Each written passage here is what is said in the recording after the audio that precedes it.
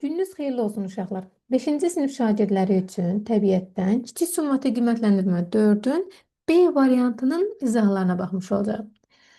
Nəzərinizə çatdırım ki, bu summativ qiymətləndirmə ikinci hissənin birinci bölməsinin kiçik summativ qiymətləndirməsidir. Birinci suala baxaq. Enerjinin miqdarı cismin sürətindən və kütləsindən asılıdır. Hansı enerjinin miqdarı cismin sürəti və kütləsindən asılı idi? Əlbəttə ki, kinetik enerji. Enerjinin hansı növü maddənin halını dəyişə bilər? Maddənin halı dedikdə bərk, maye və qaz halı nəzərdə tutulur. İndi bunlardan hansı maddənin halını dəyişər? Yəni bərk mayeyə, maye də qaza çevrilə bilər. Əlbəttə ki, istilik enerjisinin hesabına. Fenin yaratdığı isti küləkdə hansı enerji növləri var? Bu aid olur uşaqlar. Bax, fenin yaratdığı isti küləkdə əlbəttə ki, həm hərəkət olduğuna görə pərlərin hərəkəti kinetik enerji olur, həm də istilik enerjisi. B variantı. Dördüncü suala da baxaq. Dördüncü sualda deyir ki, uşaqlar, istifadə etdiyimiz elektrik enerjisinin miqdarı hansı cihazla ölçülür?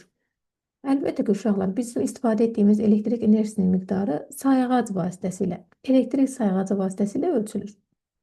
Keçək ikinci səviyyə suallarına. Bərpa olunan enerji mənbələri hansıdır?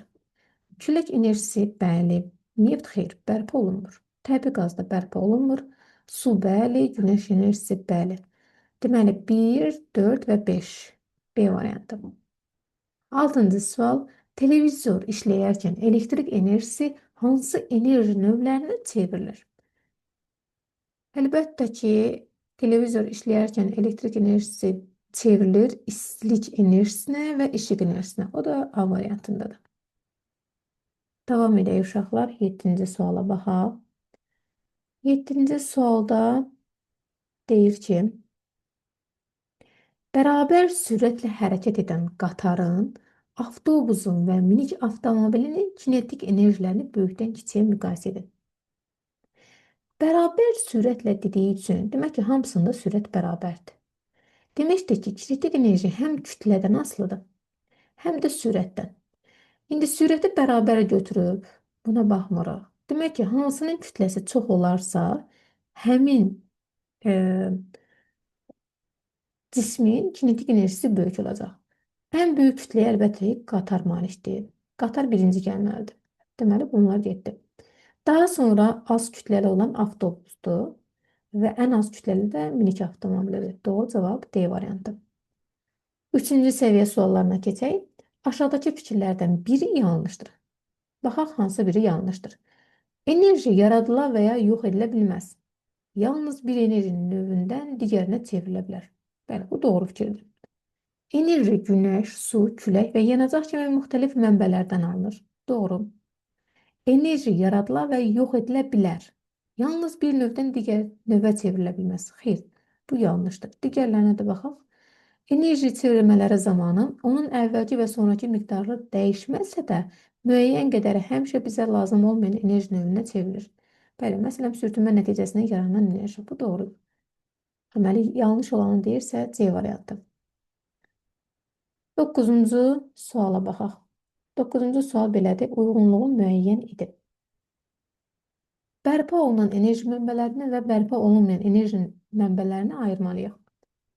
Günəş, külək bərpa olunan enerji mənbəyidir. Deməli, A bura gəldi, D də bura gəldi. Və su da bərpa olunandı, ona görə C də gəldi bura. Kömür, təbii qaz və neft. B bərpa olunmayandır. Təbii qaz Y və F. B, Y, F isə bərpa olunmayandır. Deməli, doğru cavab uşaqlar burada olacaq. Hansı? Deməli, birincisində B, Y, F. B, Y, F haradadır? Bax burada. A, C, D də burada. Doğru cavab D variantıdır. Sonra 10-cu və sonuncu suala baxaq. İşıq enerjisi, istilik enerjisi, potensial enerji və kinetik enerji.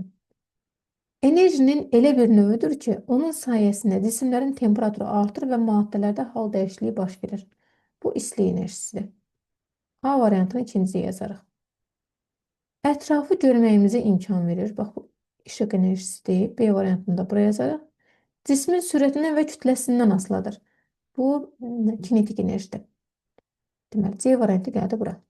Cismin kütləsindən və onun yer səthindən olan hündürlüyündən asılıdır. Bax, bu da potensial enerjidir.